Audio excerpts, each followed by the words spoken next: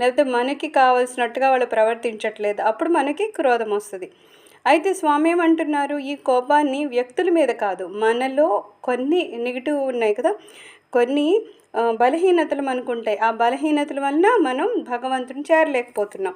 ఏదో బ్రహ్మముహూర్తంలో లెగాలి అంటే నిద్రొస్తది. అదొక అలసత్వము అవన్నీ ఉంటాయి కదా! అప్పుడు ఏమంటున్నారు, వాటి మీద నువ్వు కోపాన్ని చూపించంటున్నారు. వేరే వ్యక్తుల మీద కాదు. నీలో ఉన్న బలహీనతల మీద గనక నువ్వు కోపాన్ని చూపిస్తే ఏమవుతది, నిన్ను నువ్వు భగవంతుని దగ్గరికి చేర్చుకోగలవనమాట.